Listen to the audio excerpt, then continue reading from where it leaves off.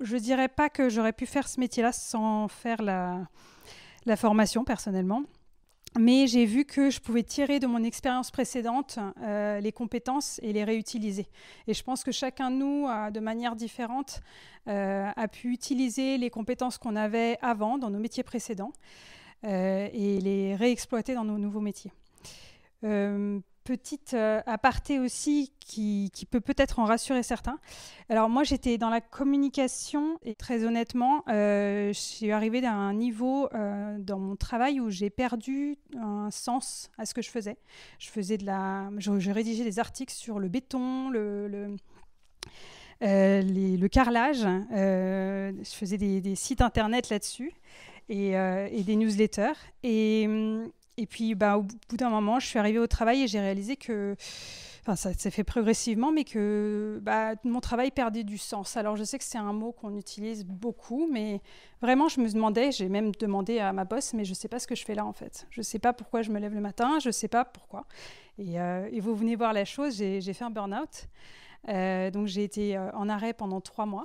Et juste avant d'être mise en arrêt, en fait, j'ai tapé métier nature sur Internet. Et puis après, je suis tombée sur le site d'Éco-Conseil et j'ai vu un témoignage de Fanny Leblond, qui est une responsable de module d'ailleurs, et qui parlait d'être éco-conseillère à Arte et de faire de la mobilité. Et là, je me suis dit, ça me ressemble plus, quoi. Je vois le pont que je peux faire entre ce que je fais aujourd'hui et ce qu'elle fait. Il y avait un autre témoignage, je me souviens, de Cycle. Et à l'époque, ça m'avait paru, mais à des années-lumière. Et maintenant, quand je regarde les témoignages, je me dis, j'ai envie de faire ce qu'il fait lui. Donc, comme quoi, on évolue même après la formation. Et donc, j'ai fait ce burn-out et j'ai passé les entretiens à distance. Et j'en étais très heureuse parce que j'ai été prise sur les 60. Il y en avait pas mal cette année-là. Mais j'ai fait la première session. Moi, j'avais trop peur de ne pas être prise. Et j'ai déménagé à Strasbourg. Il s'avère que les gens de la formation sont devenus des amis. C'est vrai qu'on parle de famille et ça a l'air de faire les bons bisounours. Et c'est vrai que pendant 6 mois, on a été un peu dans notre bulle. Après, on en sort. Faut pas se leurrer. Moi, en étant arrivée ici à Éco-Conseil, j'en suis un peu moins sortie que les autres. J'ai fait ce choix aussi. Mais ouais, le monde extérieur, c'est pas toujours évident. C'est des combats à mener. Je voulais vous partager une chose, c'est que quand je suis arrivée, j'avais aucune idée de ce que j'allais faire. Aucun métier. Aucune idée en tête. C'était mon angoisse d'ailleurs à l'entretien. Je me suis dit, oulala, non seulement j'ai jamais fait de trucs écolo. Moi, le seul truc que je savais dire, c'est que j'avais installé une poubelle recyclable dans mon boulot. Et on m'a demandé si je savais et j'ai dit non. J'ai été honnête parce que ça, c'est un truc que je vous conseille. Soyez honnête. C'est la transparence. Et il se trouve que c'est l'accompagnement au changement, moi, qui m'a parlé.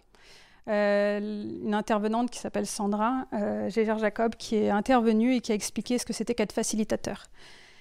Et tout ce que j'avais perdu dans le monde de la communication, parce que pour moi, la communication, ce qui est magique, c'est de créer du lien, c'est de parler aux gens, c'est de transmettre de l'information, de créer des réseaux.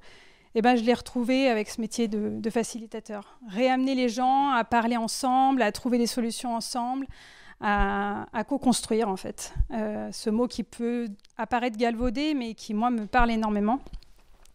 Et le chantier, c'était sur... y a un chantier qui m'a parlé, c'était la végétalisation des cours d'école. Et j'ai eu un gros coup de cœur là-dessus. Et du coup, j'ai postulé pour ce chantier-là et j'ai eu la chance de le faire avec 3 personnes géniales.